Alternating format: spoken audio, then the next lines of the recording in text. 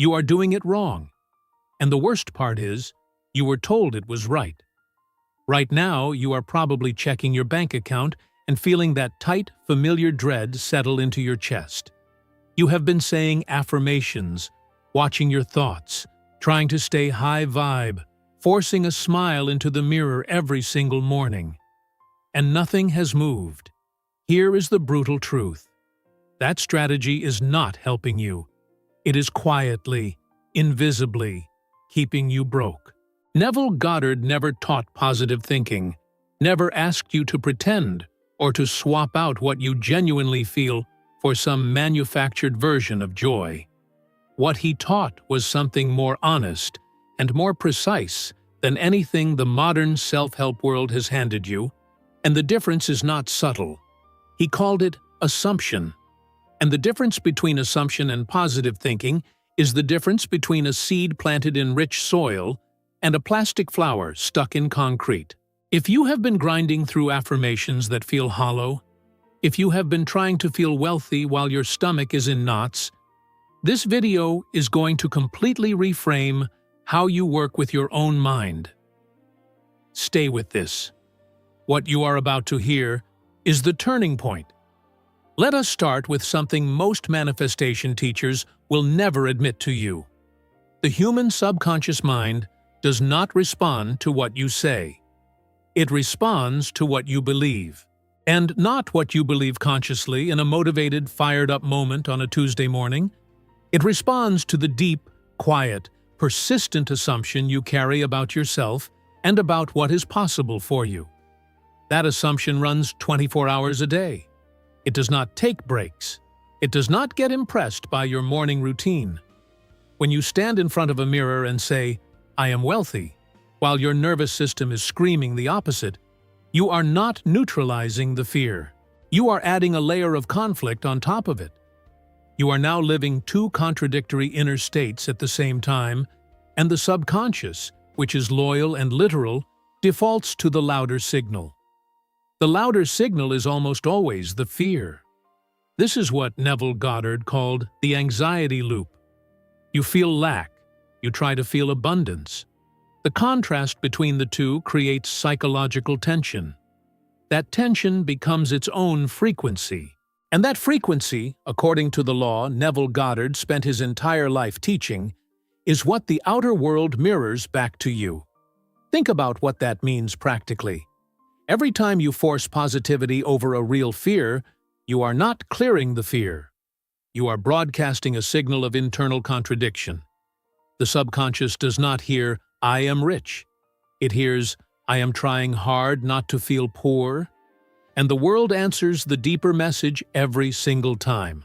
This is why so many people who study manifestation for years see no consistent results. They have learned the language of abundance, but their inner conversation is still running the script of scarcity. They are performing abundance while assuming limitation. Modern psychology has a name for this. It is called toxic positivity. And while that term has become popular in recent years, Neville Goddard was diagnosing this exact problem decades before neuroscience had the vocabulary to describe it. He warned that surface-level emotional performance was not only ineffective, but actively disruptive to the deeper work of consciousness revision. He taught that what you must change is not your emotional performance. What you must change is your fundamental assumption of fact about yourself. You do not need to feel ecstatic. You need to feel settled. You need to feel like something is simply, quietly, already true. That is a completely different internal experience, and it requires a completely different practice. Stop performing. Start assuming. These are not the same thing. There is a story Neville Goddard told many times. It is the story of his teacher, Abdullah, the man who introduced him to the deepest levels of scripture as metaphysical law. Neville had been living in New York with almost no money. He desperately wanted to travel to Barbados to see his family. He had no funds for the trip.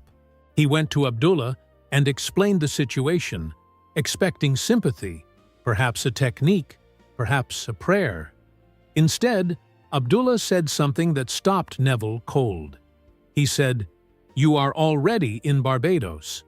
Not, "You will get to Barbados."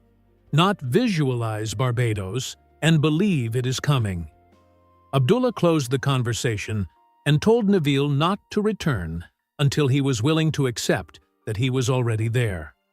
Neville did not have a ticket. He did not have money. By every external measurement, the journey was impossible.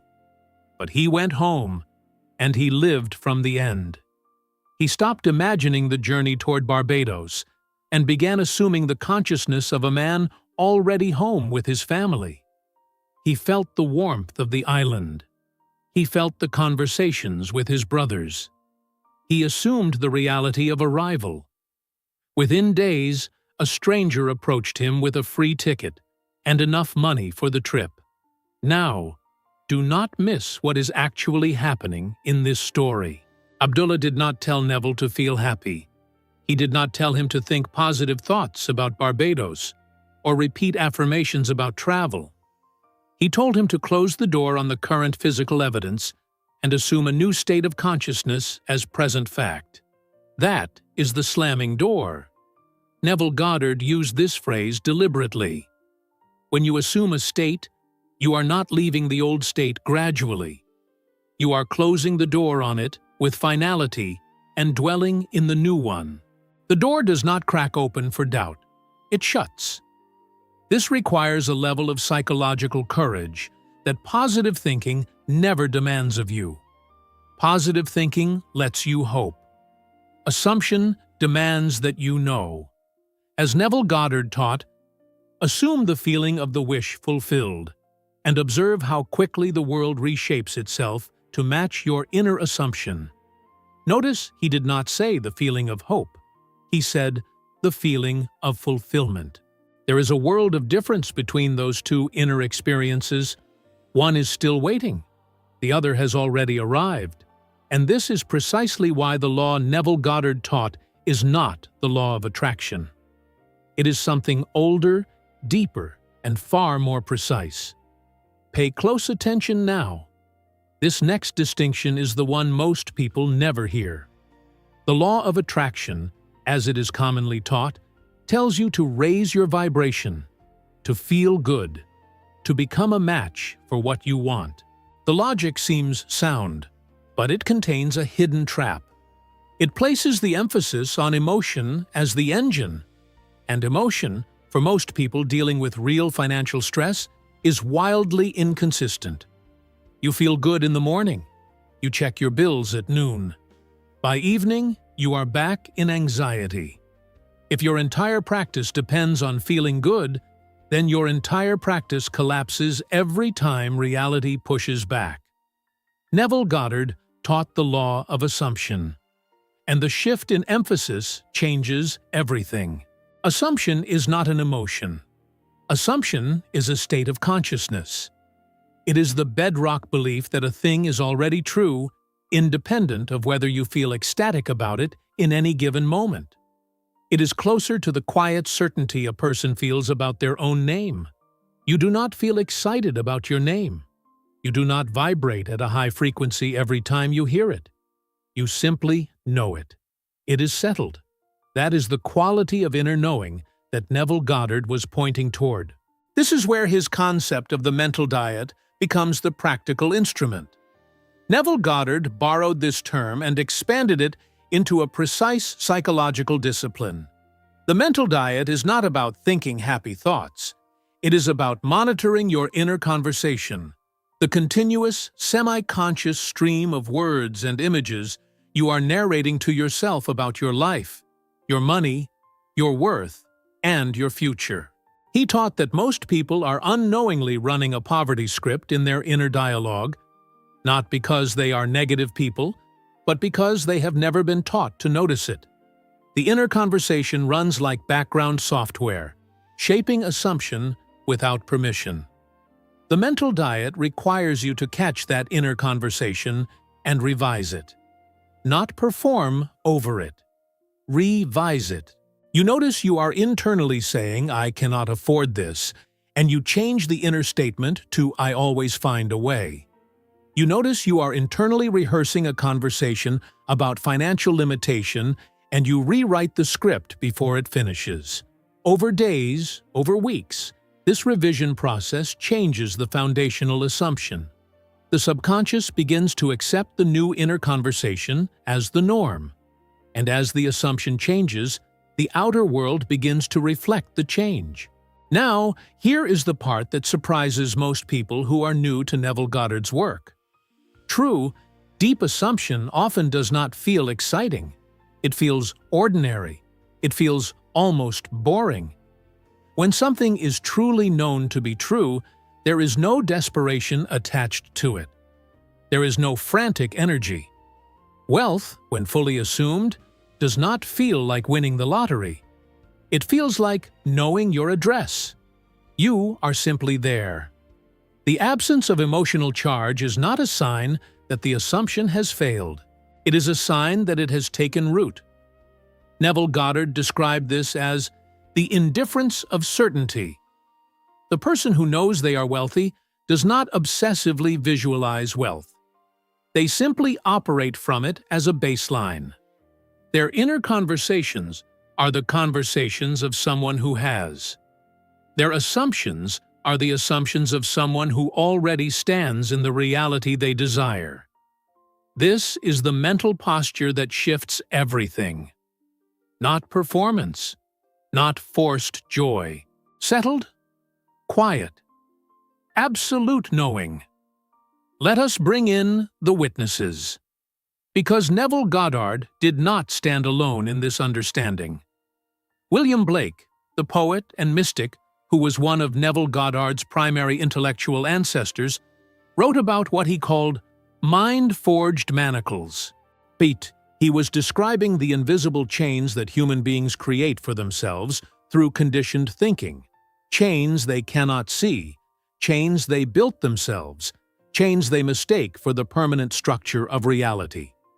For the person struggling financially right now, those manacles have specific names. They sound like, "People like me do not get ahead."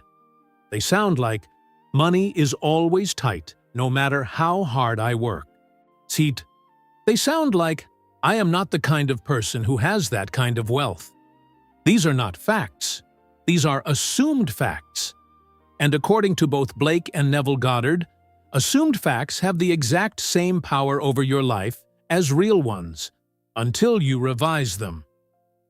Joseph Murphy spent decades studying the subconscious mind and arrived at conclusions that align precisely with Neville Goddard's framework.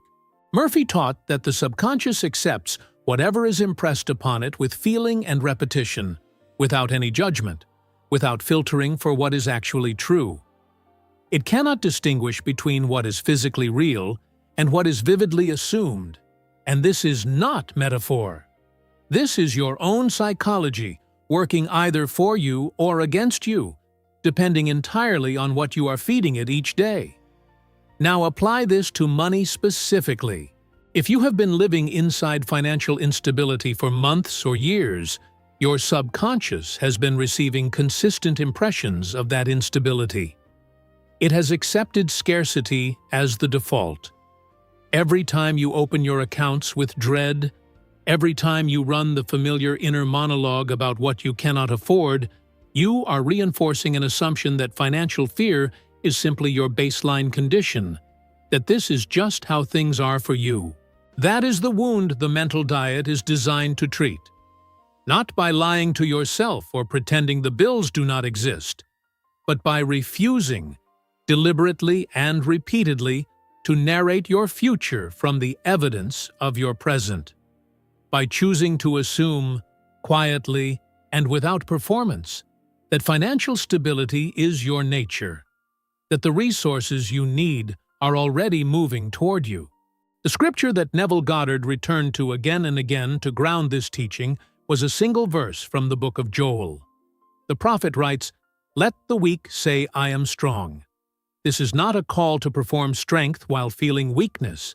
It is a radical instruction to speak from the desired state as present reality. The biblical formulation of assumption made flesh in language. Speak it as if it is already true. The outer world has no choice but to conform. Neville Goddard taught that Scripture, properly understood, is not a historical document. It is a psychological manual. Its stories and commands describe the mechanics of consciousness, and the instruction from Joel is the same one Abdullah delivered in that New York apartment. Speak from the end. Close the door on the evidence. Assume the new state. This is not wishful thinking. This is the precise, disciplined revision of your fundamental assumption of self. Here is where everything converges. You do not need to feel happy to manifest wealth. The subconscious does not reward emotional performance, and Neville Goddard was unambiguous on this. What it responds to is settled, persistent, foundational assumption, the kind that does not announce itself because it has become too natural to require announcement.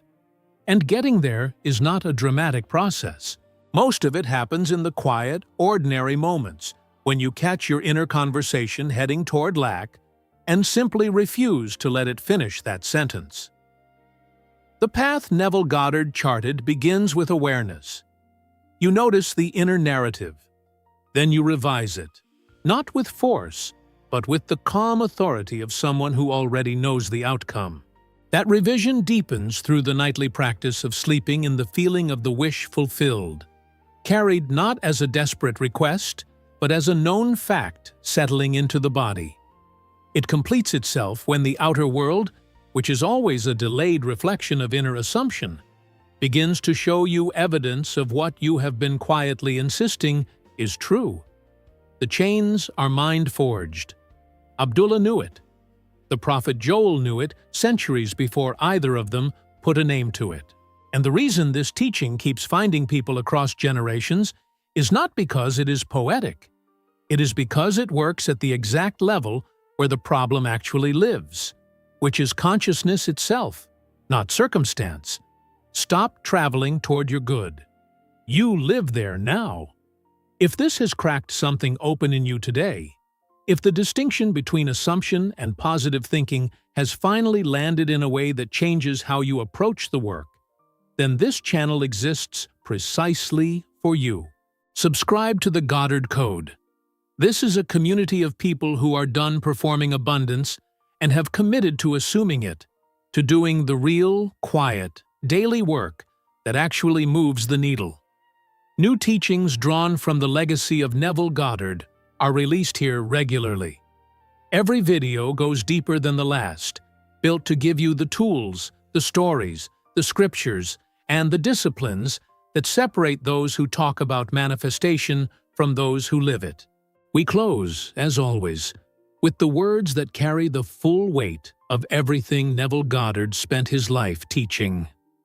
You are already that which you want to be, and your refusal to believe this is the only reason you do not see it.